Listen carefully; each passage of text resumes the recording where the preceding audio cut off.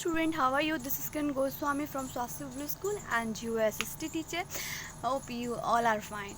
So बेटा, आप सभी को जैसे कि पता है कि हमारा चैप्टर फ्रांस रेवोल्यूशन चला था, जिसमें हमने लुई 16 के बारे में पढ़ा एंड वहाँ की सोसाइटी के बारे में पढ़ा फ्रांस की, एंड उसके जो रिवॉल्ट था उसके बारे में हम पढ़ रहे थे, और थर्ड स्टेट के बारे में पढ़ रहे थे कि उन्होंने जो है जो भी चीज़ वहाँ चल रही थी उससे थर्ड स्टेट बहुत इफेक्ट हुआ, उसने रिवॉल्ट स्टार्ट कर दी, है ना, राइट। तो हमें पेज नंबर 9 से पढ़ना था। इसमें आपका है एबिसियास एक प्रेस्टीज थे, है ना, उन्होंने क्या कहते हैं रॉट एंड इन्फ्लुएंस पैम्पलेट लिखी जिसको कहा गया what is the third state. इसके बारे में था जब वहाँ पे नेशनल असेंबली बिज़ी थी, है ना, वर्सिया में जो नेशनल असेंबली जब बिज़ी थी किस चीज़ में, कॉन्स्टिट्यूशन को बनाने में, the rest of the France settled with turmoil. तो वहाँ पे जो फ्रांस था जो बाकी वो और कई सारी गतिविधियों में था।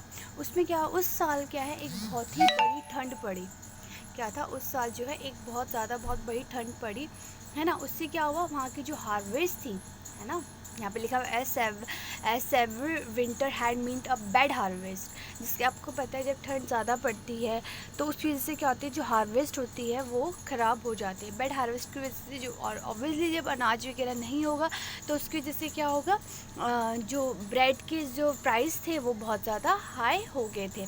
जो बेकर्स थे exploit the situation and the hoarded supplies, और ऑब्वियसली जब वहाँ पे नहीं हुए सप्लाईज वगैरह सही नहीं होगी, है ना, लोग क्या थे घंटों तक बेकरी की शॉप में क्या थे खड़े रहते थे, और उसमें जो crowd of the angry women stormed into the shop, तो उसमें जो एंग्री जो वुमेन जो थे उन्होंने क्या किया, जो वहाँ की डिस्ट्रॉयड को वहाँ पे तहस नहस कर दिया।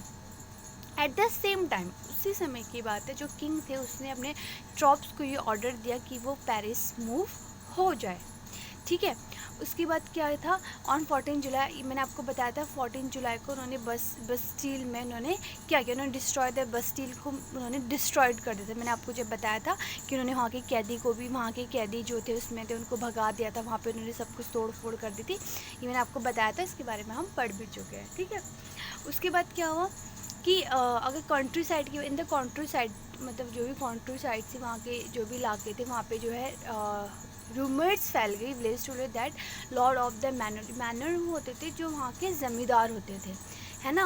वहाँ पे जो ज़मींदार है उन्होंने क्या कर दिया, उन्होंने जो है बैंड ऑफ ब्रिगेड्स उन्होंने क्या कहते हैं कुछ गुंडे तैनात कर दिए हैं, किस लिए, ताकि वो उनकी राइप क्रॉप्स को क्या करें, डिस्ट्रॉय कर दे, ठीक है।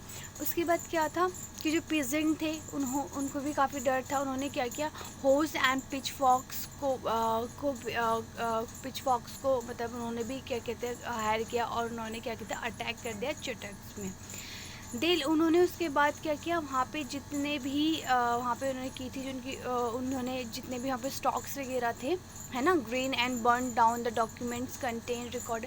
उन्होंने क्या किया वहाँ पे मतलब वहाँ पे लूट तो लिया उन्होंने जहाँ पे ग्रेन्स रखे रहते और जो भी उनके डॉक्यूमेंट्स थे, है ना, डॉक्यूमेंट्स क्या थे, they looted hoarded grain and burn down documents containing records of the manorial dues, जिसमें ड्यूज़ लिखे रहते थे, जिसमें लिखा जो किसका कितना है, किसका मतलब कर्ज किसका कितना है, वो सारे लिखे थे, उन्होंने वो सारे डिस्ट्रॉयड कर दिए थे। उसके बाद क्या होता है, जो लार्ज नंबर ऑफ नोबल्स थे, जो बहुत सारे जो नोबल्स, आपको पता है नोबल्स कौन थे, वो क्या है वहाँ से मतलब मूव हो गए, वहाँ से वो दूसरी जगह चले गए, उनमें से कई सारे माइग्रेट हो गए टू नेबरिंग कंट्री, जो नेबरिंग कंट्री थी वहाँ फ्रांस को छोड़ के वो अपनी नेबरिंग कंट्री में क्या है चले गए, है ना। उसके बाद जब राजा ने देखा, लुई 16 ने देखा, तो उसने क्या किया, according phased with the power of his revolting subject, उसने देखा कि जो ये रिवॉल्ट है काफ़ी ज़्यादा पावरफुल है ना।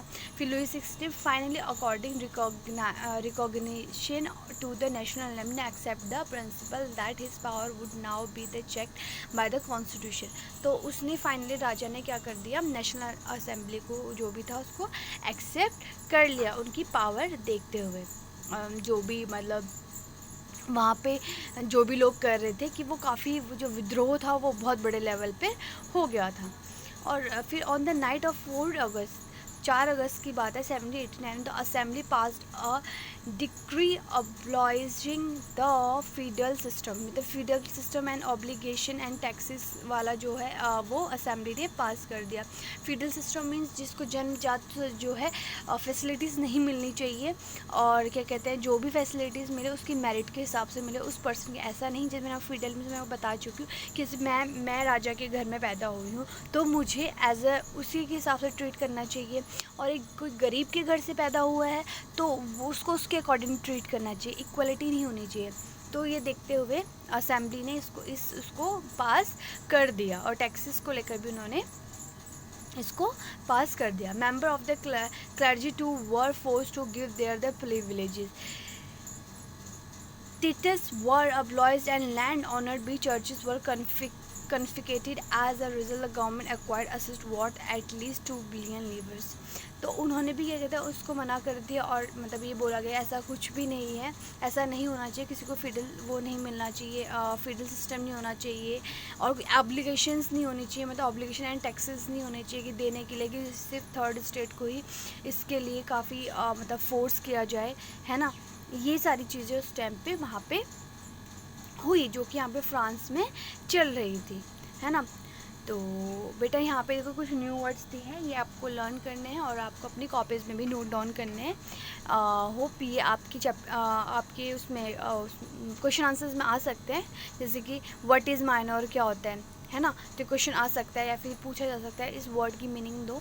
तो ये आपको न्यू वर्ड आपको अपनी कॉपीज़ में लिखने हैं, जितने भी इस चैप्टर में न्यू वर्ड्स हैं कॉलम बने हुए हैं वो आपको अपनी कॉपीज़ में लिखने हैं एंड आपको लर्न करने हैं, ठीक है। होप आप ये सब कर लें। चलो ठीक है, अभी हम इस चैप्टर को यहीं पे ख़त्म करते हैं 9, और जो पेज नंबर 10 है 6, 7, 8, 9 वेट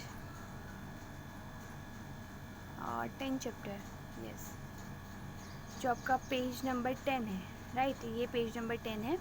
इसमें क्या आपका France become a constitutional monarchy. France जो है कॉन्स्टिट्यूशनल मोनार्ची बन गया था।